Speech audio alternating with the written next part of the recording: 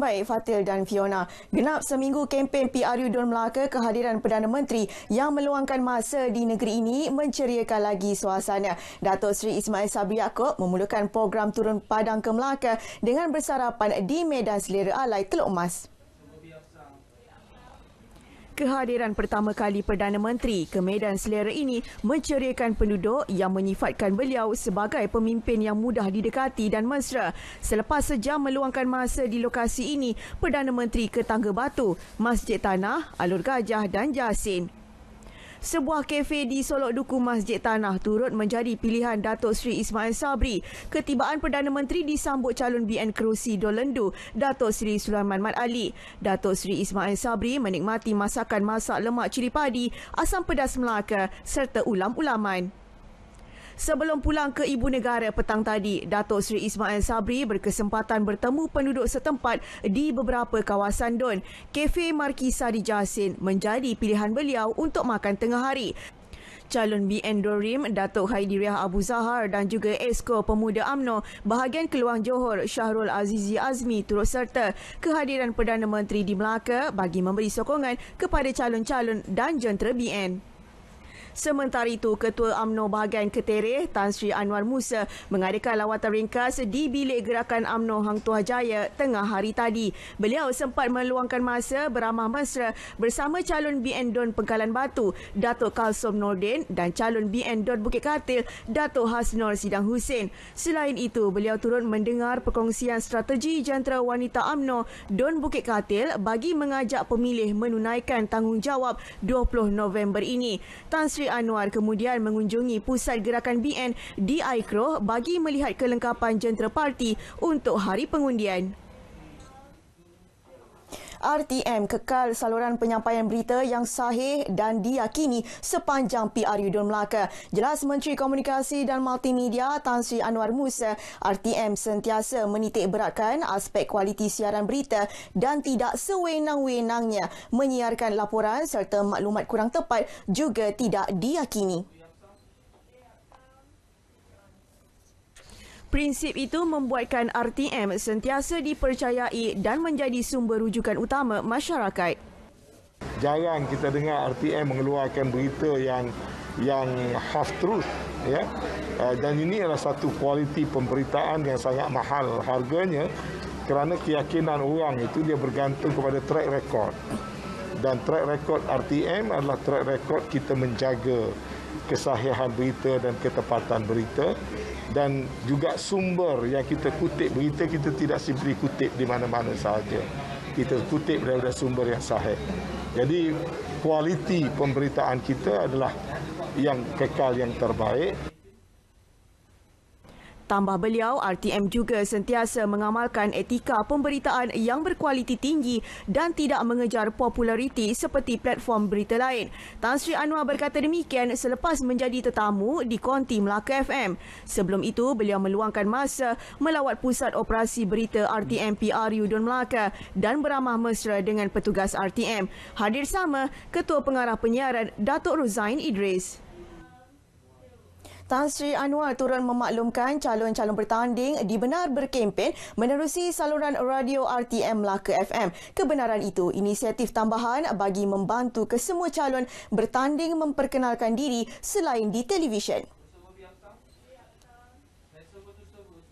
Kemudahan juga diberikan berikutan terdapat sesetengah kawasan di Melaka yang tidak memiliki capaian internet memuaskan untuk membolehkan calon-calon berkempen secara maya. Kita benarkan RTM Melaka untuk memberi peluang kepada calon untuk menyatakan dalam masa yang beberapa minit untuk mereka menyatakan aspirasi mereka sekiranya mereka dipilih sebagai wakil rakyat di situ. Dan peluang ini diberikan kepada semua calon-calon walaupun jumlahnya agak ramai.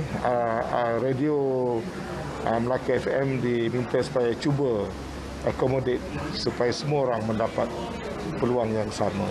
Ini adalah additional kepada kempen di mana mereka menggunakan social media dan sebagainya. Dalam pada itu, KKMM juga bakal meneliti semula kesesuaian inisiatif untuk diaplikasi dalam PRU Don Sarawak yang akan diadakan tidak lama lagi.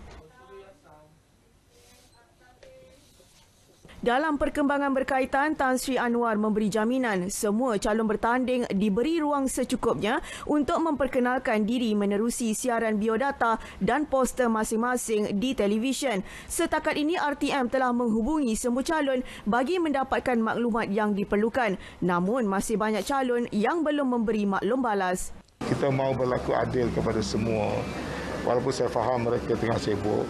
Kecuali kalau mereka sendiri yang tidak mahu itu kita tidak boleh pula nak memaksa. Ini cuma satu option selain pada kempen yang dah mereka jalankan melalui Facebook, melalui Twitter dan sebagainya. Jadi kalau media-media itu boleh mereka gunakan, apa salahnya mereka menggunakan saluran resmi dengan kaedah-kaedah yang terkawal dan baik, ya.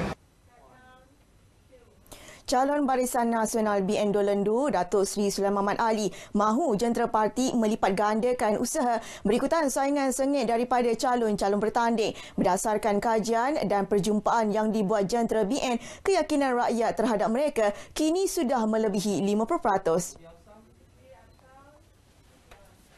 Kita melihat pengalaman. Pertamanya, saya suruh dia memaklum kepada semua pengundi-pengundi. Pengalaman terutamanya Barisan Nasional yang mempunyai track record lebih daripada 60 tahun dalam mengurus dan mentadbir negeri ini. Kita punya track record yang baik. Segala hasil pembangunan yang kita lihat di depan mata ini, apa saja yang ada di depan mata. Datuk Seri Sulaiman bercakap kepada media di Masjid Tanah. Jentera BN kini mempergiat usaha mendekati pengundi kelabu atau atas pagar. Calon-calon bertanding semakin selesa menggunakan media sosial sebagai antara platform kempen. Berikut antara aktiviti yang telah dikemas kini. Calon Perikatan Nasional PN Don Serkam Ahmad Bilal Rahudin memuat naik juadah asam pedas yang didikmatinya ketika keluar berkempen selain turut mempromosi potensi usahawan wanita di Don ini. Calon PN seterusnya, Datuk Kamarudin Siddiq yang bertanding bagi kerusi Don Duyung menggunakan laman Facebooknya dengan berkongsi apa yang dilakukan jentera PN selain videonya melawat penduduk tempatan. Calon Barisan Nasional BN Don Merlimau Dr. Akmal Saleh menggunakan aplikasi Instagram dan Facebook untuk membuat siaran langsung bagi mendekati penduduk setempat. Calon bebas Don Bemban Dato' Eun Chun Kun menggunakan media sosial sebagai medium utama untuk berkongsi liputan-liputan media di kawasan beliau bertanding. Akhir sekali, calon Pakatan Harapan PH Don Duyung, Damien Yeoh memilih untuk memuat naik video beliau berkempen dan melawat gerai-gerai makan dan berkongsi sidang media PH di Facebooknya. Bakat belia Melaka dalam bidang sukan mampu dibawa ke peringkat yang lebih tinggi. Jelas calon Barisan Nasional BN Dorim Datuk Khairiyah Abu Zahar, hasrat itu akan menjadi kenyataan sekiranya infrastruktur di kawasan berkenaan ditambah baik.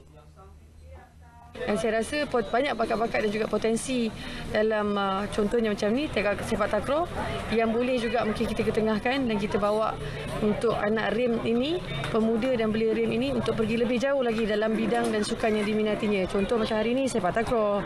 Dan kalau kita nampak potensi di dalam badminton, kita boleh ketengahkan dan sebagainya.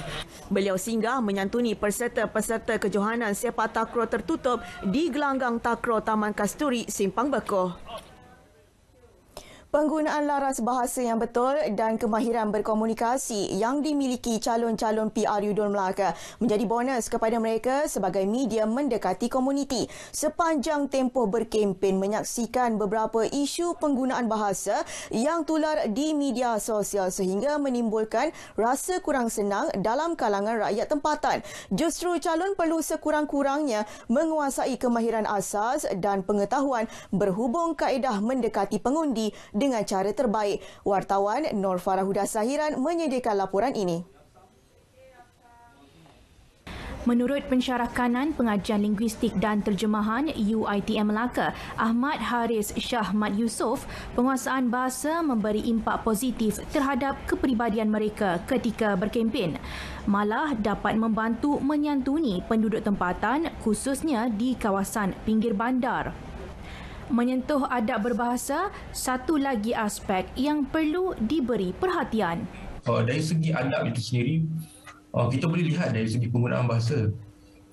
So, tanggungjawab itu tidak hanya terletak kepada seseorang individu ataupun dia sebagai calon. Dan sebagai seorang pemimpin, ini antara ilmu bahasa yang kita katakan sebagai alat perhubungan yang penting untuk menunjukkan bahawa apabila dia berinteraksi dengan rakyat atau berinteraksi dengan sesiapa sekalipun, ada wujudnya nilai kesantunan dalam berbahasa itu. Penggunaan laras bahasa yang sesuai amat penting, terutama dalam tempoh berkempen. Ia menjadi fokus utama yang perlu dititik beratkan untuk memilih pemimpin setempat.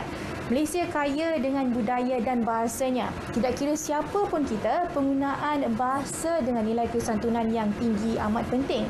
Justru penggunaan bahasa kebangsaan yang baik adalah langkah terbaik untuk mendekati rakyat tempatan.